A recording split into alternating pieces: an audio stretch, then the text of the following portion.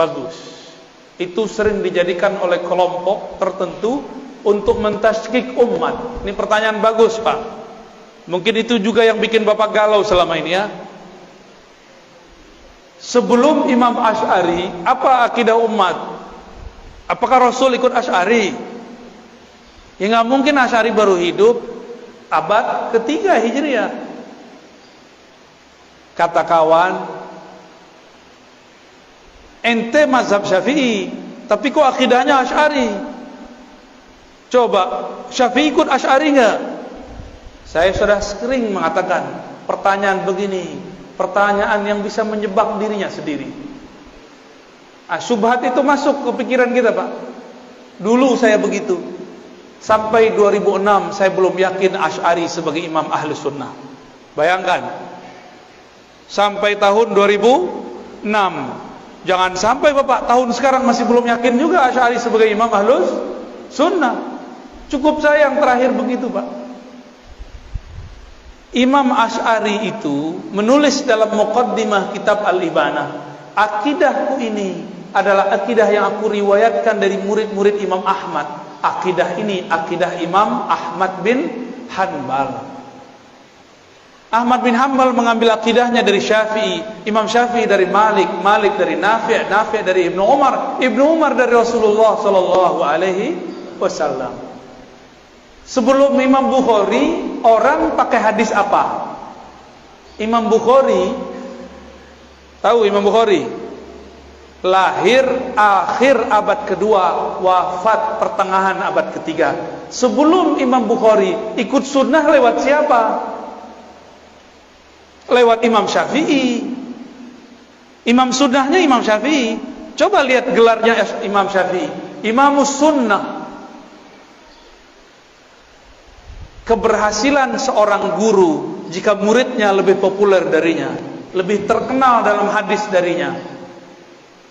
Imam Syafi'i punya murid Ahmad bin Hanbal, Imam Syafi'i punya murid Al-Qarabisi, punya murid Al-Humaidi, mereka punya murid namanya Al-Bukhari. Al-Bukhari lebih terkenal dalam hadis daripada kakek gurunya Al-Imam Syafi'i. Walaupun Bukhari punya kitab Tauhid di Sahih Bukhari, tapi yang lebih terkenal sebagai Imam Tauhid adalah murid dari muridnya, yaitu Imam Asy'ari. Imam Asy'ari itu berguru ke murid-muridnya Imam Bukhari, maka akidahnya sama. Saya pastikan dan saya jamin akidah Asy'ari itulah akidahnya Bukhari. Saya tanya lagi, sebelum Bukhari kalau ikut sunnah lewat siapa? Nah, ini yang disebut sanad. Jadi jangan kebalik-balik. Kenapa kita nggak ikut akidah Syafi'i saja? Ya, Imam Syafi'i tidak menulis risalah dalam akidah, tapi pernah mengkalamkan tentang akidah. Kalamnya dikumpulkan oleh para imam, masuklah ke dalam kitab Al-Baihaqi, judulnya Manaqib Al-Imam Syafi'i. Muncullah orang memfitnah akidah Asy'ariyah berbeda dengan Asy'ari. Sok tahu ente ya, memalsukan sejarah Imam Asy'ari itu bagi mereka biasa. Mereka katakan Imam Asy'ari 3 periode, kayak mau jadi presiden 3 periode ya. Jadi akidah Asy'ari, sebelum Asy'ari akidahnya apa? Akidah Imam Ahmad. Berarti akidah Asy'ari sama dengan Ahmad? Sama. Sebelum Ahmad bin Hanbal akidahnya akidah siapa? Akidah Syafi'i. Sebelum Syafi'i sebenarnya di wilayah Kufah ada seorang imam namanya Abu Hanifah. Akidahnya akidah Imam Abu Hanifah. Dari Abu Hanifah turun nanti ke Tohawi, turun nanti ke Maturidi. Jadi ada 2 cabang dari mazhab Abu Hanifah, Tohawiyah, Maturidiyah.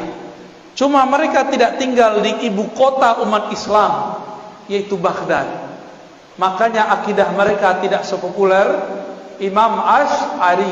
Imam Asy'ari tinggal di Basrah, hijrah ke Baghdad, menjadi imam ahlu sunnah di semua wilayah. Kenapa? Kalau Indonesia kayak Jakarta, kalau Malaysia kayak Kuala Lumpur. Karena dia terkenal di ibu kota negara, maka namanya masuk ke mana-mana. Dulu belum ada YouTube, Pak. Ya, kalau ada YouTube Mungkin Imam Tahawi bisa jadi lebih populer, Imam Maturidi lebih populer mungkin. Tapi tetap saja Allah populerkan, walaupun belum ada YouTube dan Facebook, ya. Hebat nggak tuh Allah? Sebanyak itu imam, kenapa cuma 3 imam ini yang Allah populerkan akidahnya? Dari 3 itu kenapa cuma 2 yang paling tegas? Dari 2 itu Asy'ariyah kemudian mewakili 3 itu. Maka ulama di Saudi pun, Syarif Hatim Al-Auni, ya, banyak lagi mengatakan sepakat 90% umat Islam di dunia itu akidahnya Ahlussunnah Asy'ariyah Maturidiyah. Kalau ada kelompok yang mengatakan Asy'ariyah sesat, sama saja dia mengatakan sesat 90% umat Islam.